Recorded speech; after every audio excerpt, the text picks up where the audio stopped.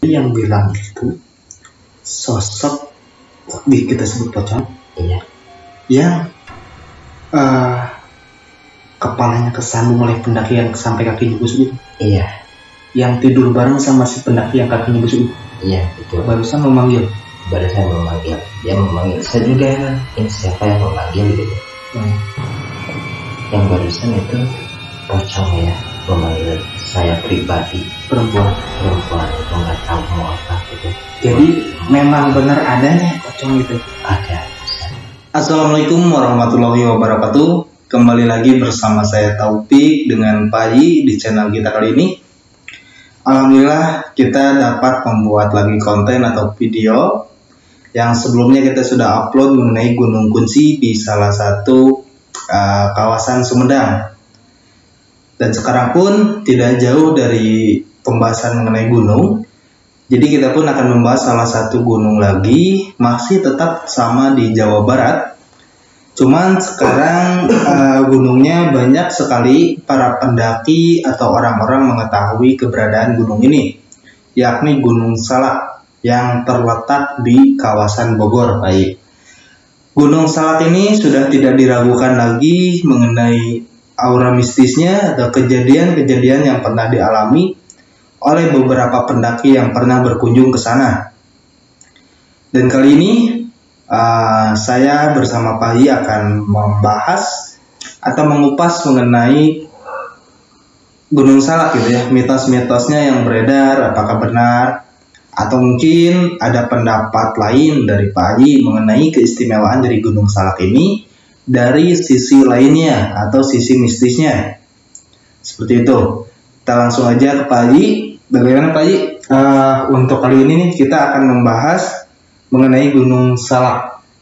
Seperti itu. Yang sebelumnya kita sudah membahas juga mengenai Gunung Kunci yang ada di Sumedang. Oh, iya. Cuman sekarang kita akan membahas yang ada di Bogor, masih ruang lingkup Jawa Barat.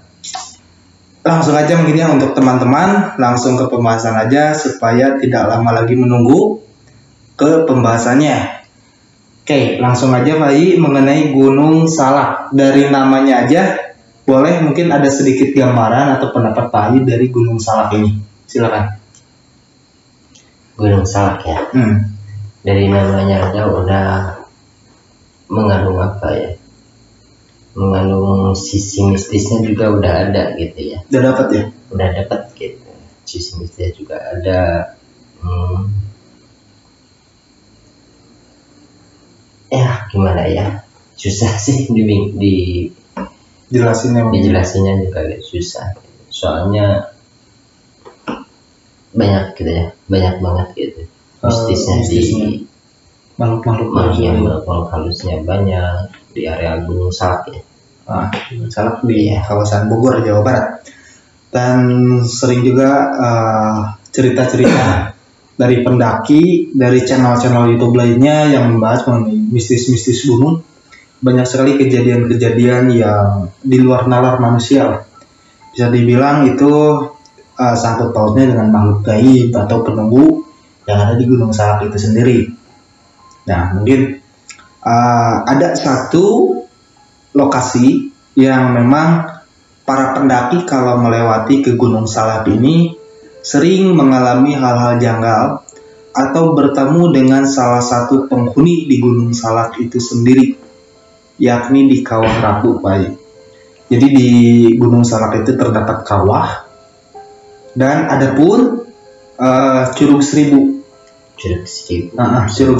dan Kawah Ratu. Nah, di dua lokasi ini sering sekali para pendaki mengalami hal-hal aneh yang bersangkutan dengan makhluk gaib. Nah, mungkin ada pendapat lain atau dibahas, diungkap dari pandangan Pak Haji mengenai Curug Seribu dengan Kawah Ratu ini.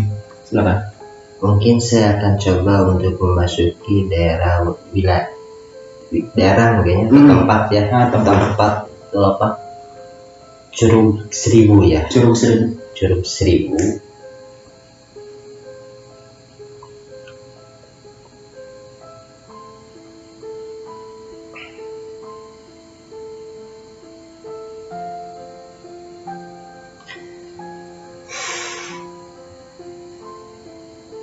Oke, kita tunggu ya. Jadi Pak I akan coba menelusuri sebenarnya ada apa sih di Curug Seribu ini atau di Kawah Ratu.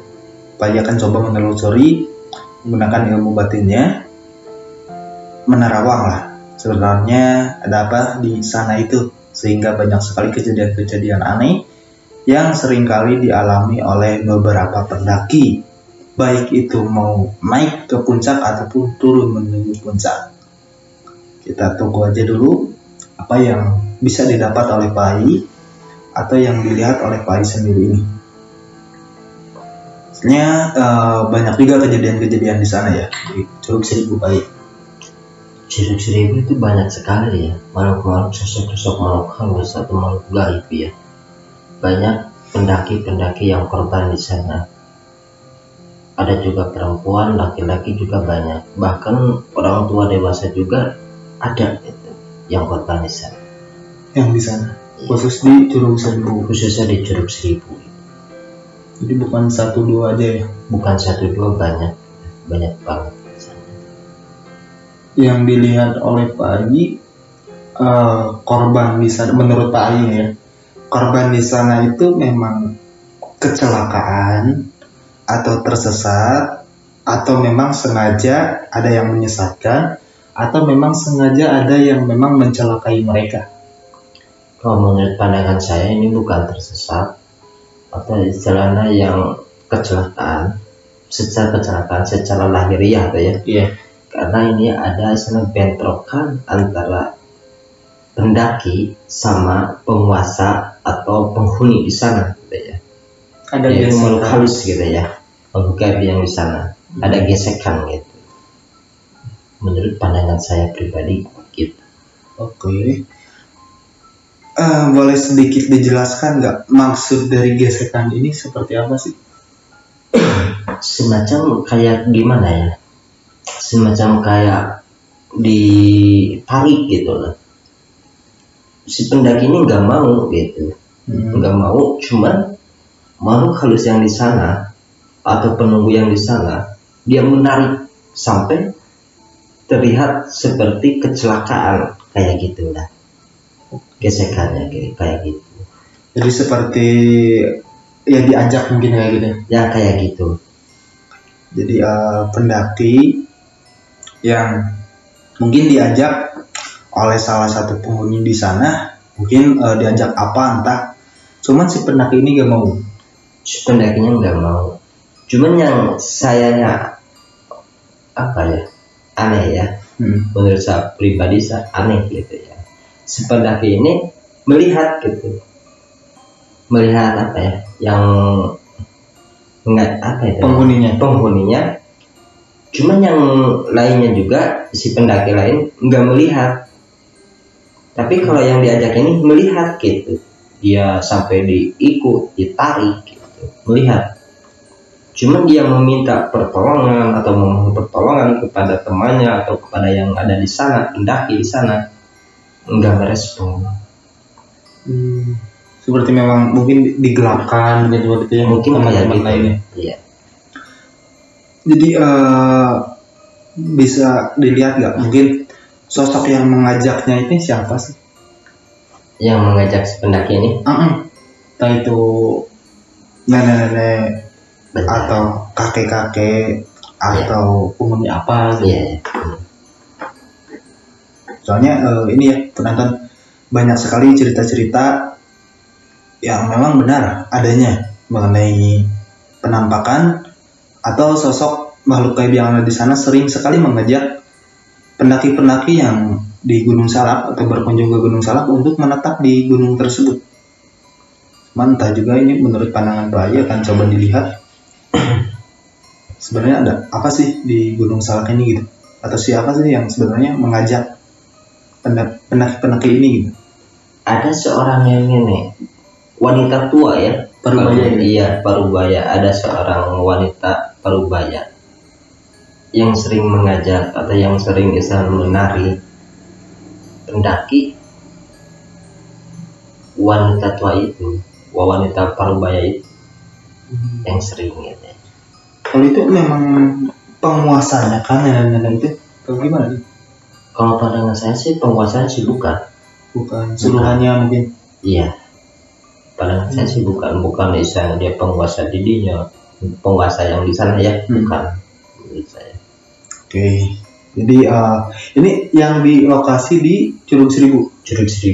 Oke. Jadi di Curug Seribu ini seringkali terdapat nenek-nenek parubaya yang sering menampakkan dirinya, cuman tidak ke seluruh pendaki, cuman orang-orang tertentu yang ingin diajaknya. Iya. Seperti itu. Jadi benar juga seperti cerita-cerita yang beredar di channel YouTube lainnya atau di blogger lainnya, seringkali ada yang mengajak pendaki yang melewati jalur sana untuk menetap ke sana di Curug Seribu ya.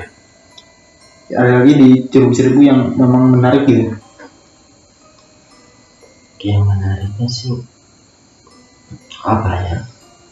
Cuman yang saya herannya itu kalau udah korbannya udah di Curug Seribu, nggak tahu kenapa kok sampai ini dibawa ya ke apa itu ya, semacam kayak apa itu, kawah apa itu? Ada kawah ratu di sana namanya. Nampaknya ini dibawa ke kawah ratu. Nampaknya yang udah korban di sana dia dibawa ke sana ke kawah ratu. Oke, jadi mungkin sedikit diperjelas, mungkin saya juga agak sedikit bingung. Jadi pas diajak ke kawah ratunya ini, posisi si pendaki ini udah meninggal atau masih hidup waktu diajaknya? Cuman dibawa langsung ke kawah ratu. Enggak, udah meninggal. Udah meninggal di sana. Apanya tuh ya? Kalau arwah sih nggak mungkin ya. Dibawa ke sana gitu.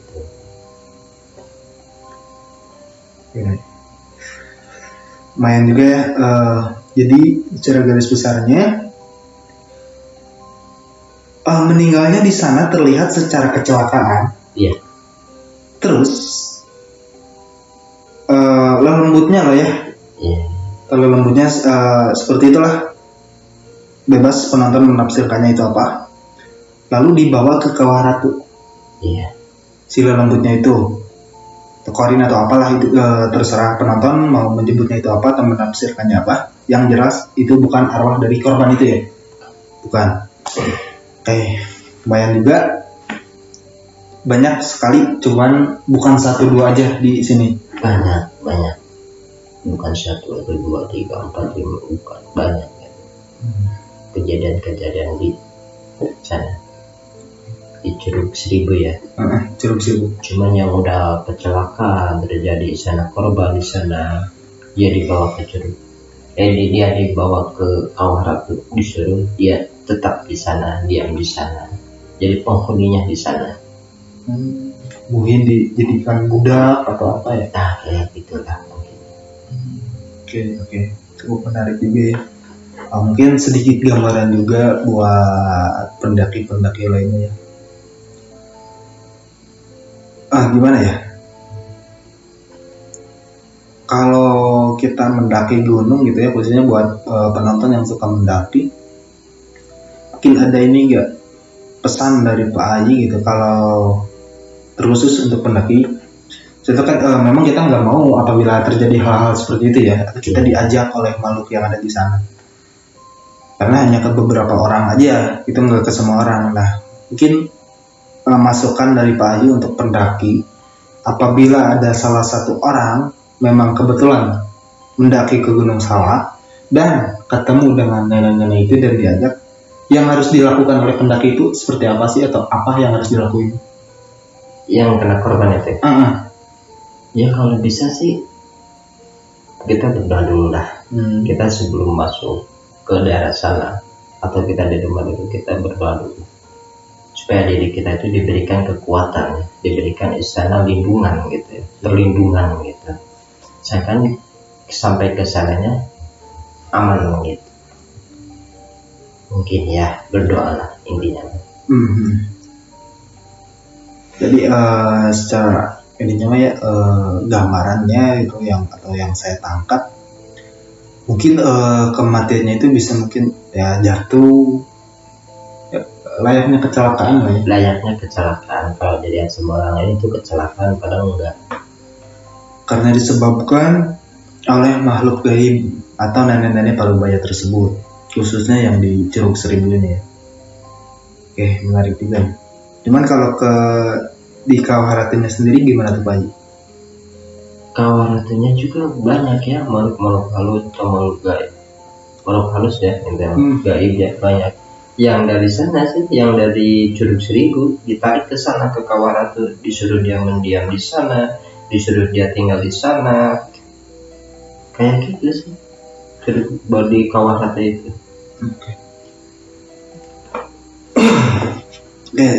Terlepas dari Curug Seribu dan Kawah Ratu, yang kelihatan sama Pak Haji, Gunung Salak ini apa sih? Contoh, kalau di video sebelumnya kita pernah membahas Gunung Manglayang. Gunung Manglayang itu sebuah kerajaan yang dimana ada rajanya, terus ada patihnya. Kalau di Gunung Salak ini seperti apa? Kalau Gunung Salak, iya. Kalau di Gunung Salak enggak seperti di Gunung Manglayang kayak. Itu bukan gunung kerajaan, bukan itu.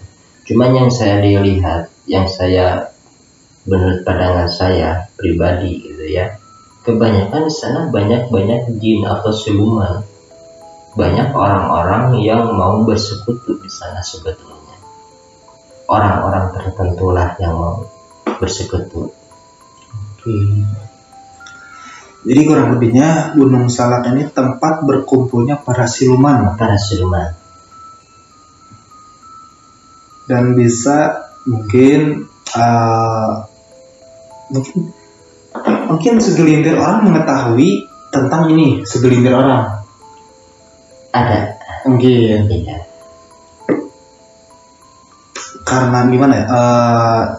Secara logikanya seperti ini ya. Pasti ada salah satu atau dua orang yang suka menyalahgunakan tempat seperti itu. Bukan hanya di Gunung Salak, begitupun Gunung Manglayang dan gunung-gunung lainnya gitu ya. Apabila berkaitan dengan banyak siluman seperti itu yang bersekutu dan lain sebagainya. Jadi memang kalau di gunung itu ya tidak aneh lagi kalau memang banyak makhluk gaib atau siluman seperti itu. Mungkin yang ada menarik lagi gak Pak di Gunung Salak ini? Banyak sih sebetulnya tentang local sensor. Jadi enggak gimana ya, bingung gitu ya, mau gimana gitu. Soalnya kalau tentang masalah mistis ya memang tempat mistis ya di sana, tempat berkumpulnya makhluk halus gitu. Kebanyakan mau jin atau siluman banyak di sana. Tempat berkumpul banyak gitu di sana. Oke. Contoh nih Pak Haji, pernah ada kasus pendaki yang dimana mungkin dia bisa ditelusuri atau apa ya oleh Pak Haji. Jadi ada cerita unik nih Pak Haji, salah satu pendaki yang pernah muncak ke Gunung Salak. Beliau tidak sampai ke puncak tepat pada waktunya, jadi kesorean atau kemalaman, sehingga tidak bisa mendirikan tenda di puncak, jadi di bawahnya. Nah di sana si pendaki itu mendirikan tenda di bawah. Nah di bawah itu sudah terdapat kejadian-kejadian aneh yang berbau dengan mistis, dan keesokan paginya dia itu melanjutkan pendakiannya ke puncak aman. Cuman baru pulang ke bawahnya, turun gunung, ada salah satu cowok yang waktu turun itu jatuh terus, seperti ada kesandung kaki, kesandung terus sampai nggak bisa jalannya, sampai waktu di tenda si kakinya itu seperti membusuk, si kaki pendaki itu. Nah terpaksa tuh si pendaki itu diam di tenda sehari lagi karena melihat kondisi temannya itu yang kakinya membusuk nggak bisa jalan. Waktu kemalamannya ada kejadian aneh, yakni seperti ada pocong tidur bersama dirinya. Nah, iya, seperti itu. Gimana? Nah, kalau hal seperti ini nih, yang dimana seperti tadi di ini ya di Curug Seribu, kalau sama yang dialami pendaki ini seperti yang jatuh seperti itu, kalau kita lihat kan itu seperti jatuh biasa, cuman kok sampai membusuk gitu.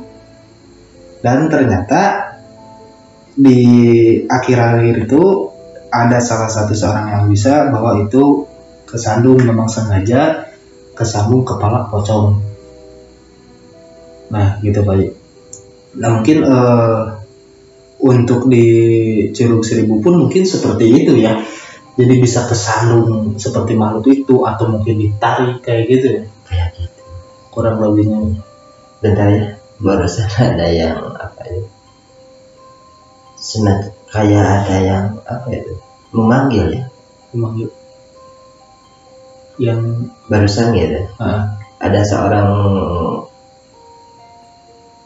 suaranya sih suara cowok ya, tapi ini cewek gitu. Ada yang memanggil gitu. Bilang gitu, yang barusan gitu. Yang saya dengar barusan ada suara memanggil gitu. Yang Pak Yasan sekitar sini atau memang sekitar sini ada.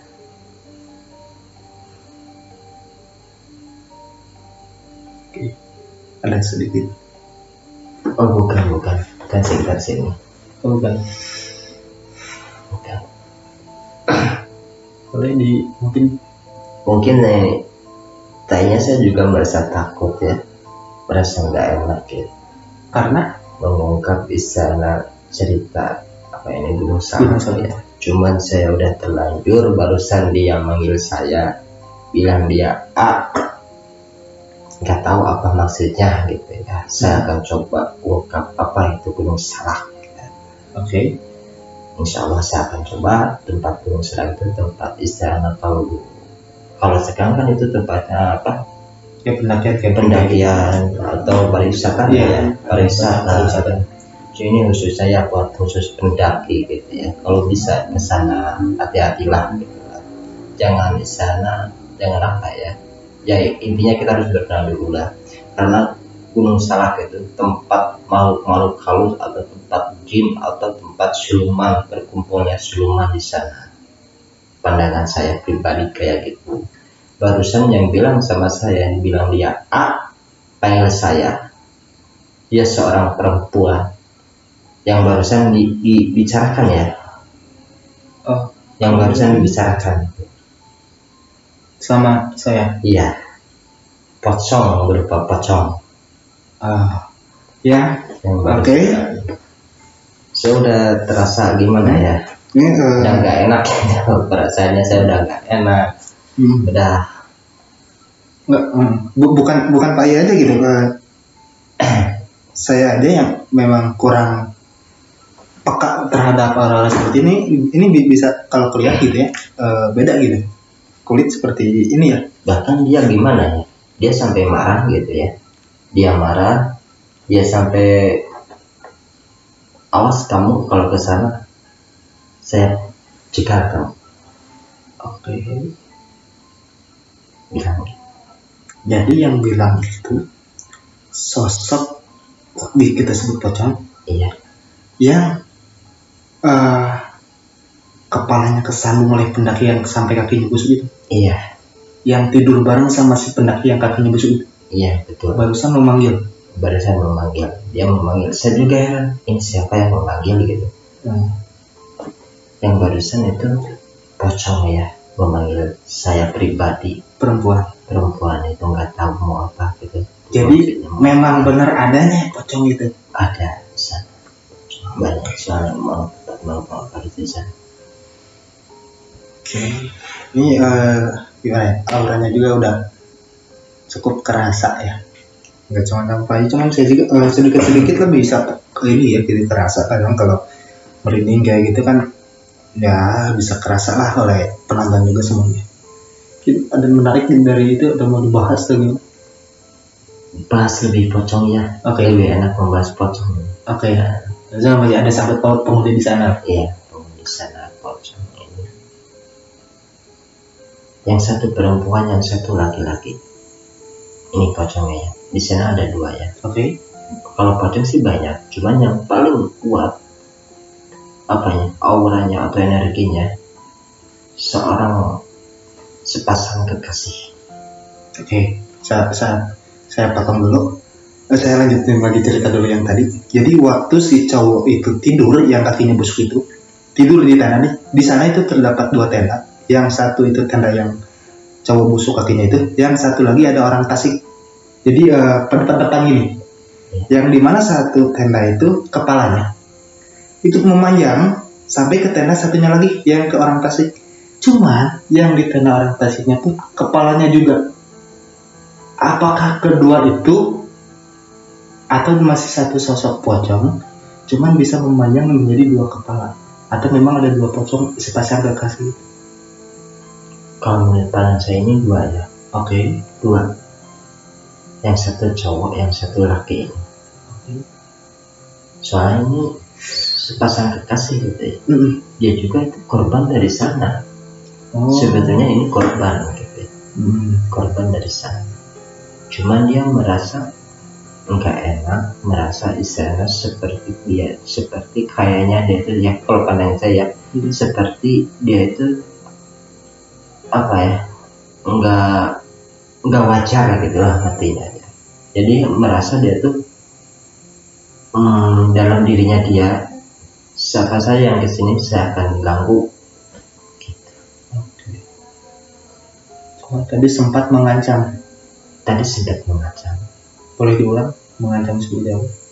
Mengancamnya tadi itu bilang kalau kamu datang ke sana ke Gunung Salak, awas kamu, saya penggal, pasti diganggu. Iya. Ada manggil lagi gak atau bilang apa? Enggak sih, Cuma bilang gitu.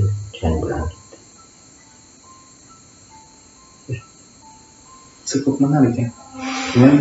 Jadi sama kita diomongin itu mungkin sama dia juga kedengar gitu.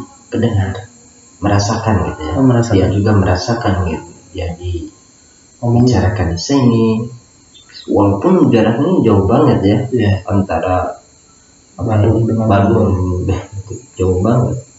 Cuman kan namanya juga makhluk halus ya. Mendengar. Oke.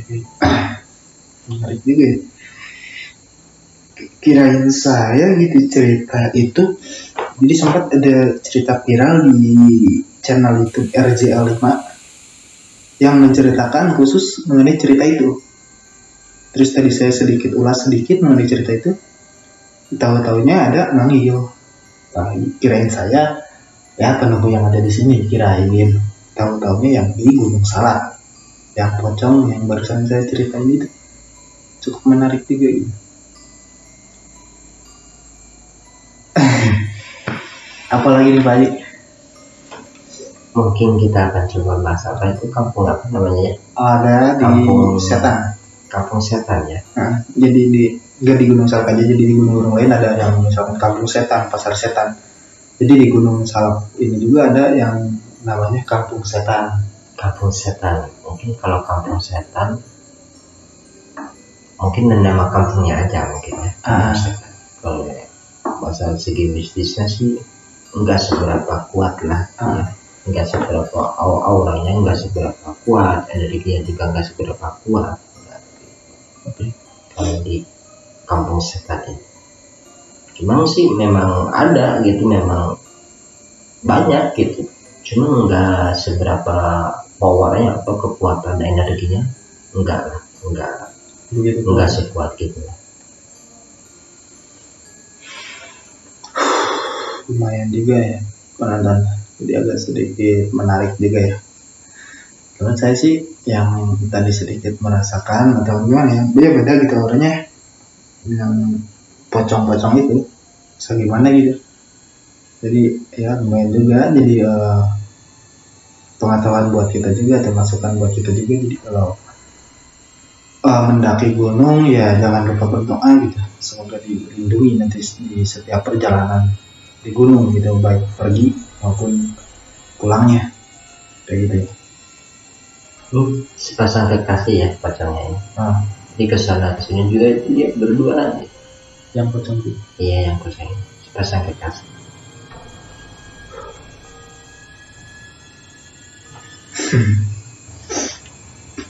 Baik, pocong. Kan banyak juga pendaki-pendaki di Gunung Salak ya baca-baca gitu ya, atau nonton di channel orang lain yang mengenai Gunung Salak. Banyak sekali yang melihat sosok-sosok penampakan di Gunung Salak, terutamanya yang sering melihat itu ya pocong, yang sering banyak keceritain ini. Jadi memang sengaja mungkinnya menunjukkan eksistensinya gitu. Iya.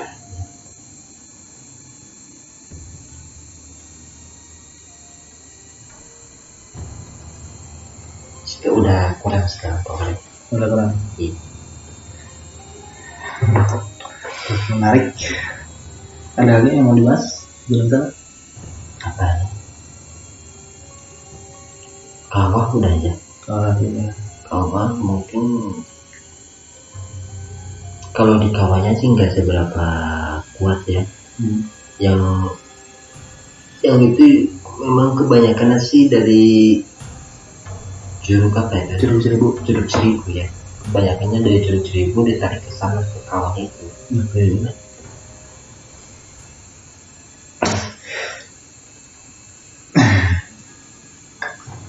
Saya rasa cukup ya.